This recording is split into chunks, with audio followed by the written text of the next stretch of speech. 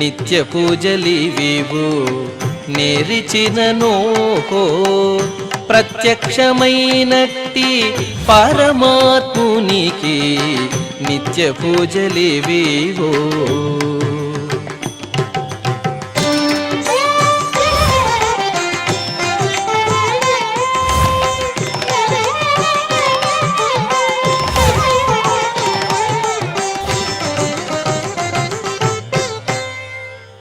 ఓం నమో వెంకటేశాయ.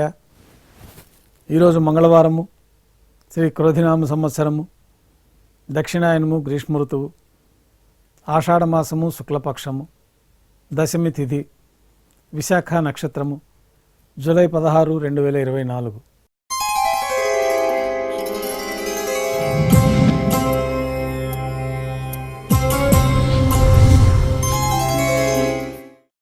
ఈరోజు ఆదివార ఆస్థానం సందర్భంగా ప్రాతకాల ఆరాధనలు, నైవేద్యము, సాతుముర పూర్తయిన తర్వాత బంగారు వాకిల్లో సర్వభూపాల వాహనం పైన ఉభయ దేవేలతో శ్రీ మలయప్ప స్వామివారిని వేంచేపు చేసుకొని విశేష ఆభరణాలతో మలయప్ప స్వామివారికి, శ్రీదేవి అమ్మవారికి, భూదేవి అమ్మవారికి అలంకరణ జరిపి, పుష్పమాలల అలంకరణ జరిపి, దక్షిణాభిముఖంగా స్వామివారి సర్వసైన్యాధ్యక్షులైన విశ్వక్సేనుల వారిని వేంచేపు చేసుకొని వారికి విశేష అలంకరణ పూర్తయిన తర్వాత మాధ్యాహ్నిక ఆరాధనలో భాగంగా అష్టోత్తర శతనామావళితో స్వామివారి పాదపద్మములకు తులసీదళంతో అర్చన నిర్వహించి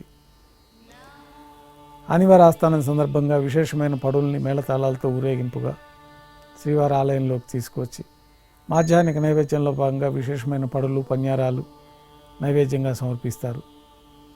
నైవేద్యం పూర్తయిన తర్వాత స్వామివారికి ఆదివార ఆస్థానం సందర్భంగా మూలమూర్తికి సమర్పించే నూతన వస్త్రాలు, ఉత్సవమూర్తులకు సమర్పించే నూతన వస్త్రాలని నరసింహస్వామి సన్నిధి నుంచి మేళతాళాలతో ఊరేగింపుగా ధ్వజస్తంభం ప్రదక్షిణంగా, విమాన ప్రదక్షిణంగా శ్రీవారి గర్భాలయంలోకి తీసుకువచ్చి మూలమూర్తికి నూతన వస్త్రాల సమర్పణ, విశేషమైన కర్పూర నీరాజనము, తర్వాత బంగారు వాకిల్లో వేంచేసిన ఉత్సవమూర్తులకి నూతన పట్టు వస్త్రాల సమర్పణ, ఆదివార ఆస్థానం సందర్భంగా పంచముఖాల కొలువు బంగారు వాకిల్లో వైభవంగా నిర్వహించడం, స్థాన బహుమానపూర్వకంగా విశేషమైన హారతులు మొదలగు కార్యక్రమాలు పూర్తయిన తర్వాత కర్పూర నీరాజనంతో ఆదివార ఆస్థానం పూర్తవుతుంది.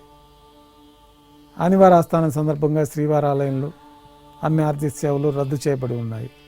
ఆదివార ఆస్థానం సందర్భంగా సాయంకాలం ఉభయ దేవేలతో శ్రీ మలయప్ప స్వామివారు పుష్ప పల్లకీలో వేంచేస్తారు.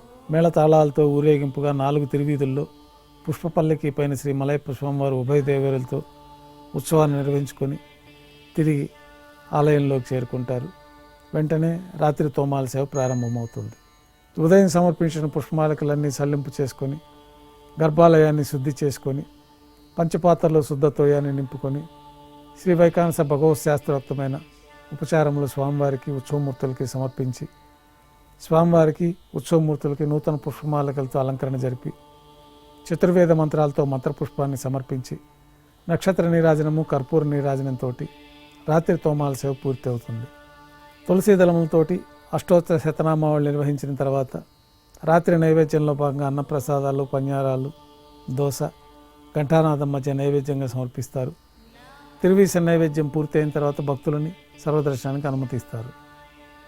కొద్ది విరామం తర్వాత ఏకాంత సేవలో భాగంగా రాత్రి సమర్పించిన పుష్పమాలికలన్నీ సల్లింపు చేసుకొని గర్భాలయాన్ని శుద్ధి చేసుకొని పంచపాత్రలో బ్రహ్మ తిరువారాధనకు బంగారు బిందులోని తీర్థాన్ని సమర్పించి ఏకాంత సేవలో భాగంగా బంగారు పట్టు పాన్పు పైన కౌతుక భైరమైన శ్రీ భోగ శ్రీనివాసమూర్తి వారిని వేంచేపు చేసి దారోష్ణమైన గోక్షీరము, జీడిపప్పు, ద్రాక్ష, బాదం పప్పు కలిపిన మిశ్రమం నైవేద్యంగా సమర్పించి కర్పూర నీరాజనంతో ఏకాంత సేవ పూర్తి అవుతుంది. ఓం నమో వెంకటేశాయ.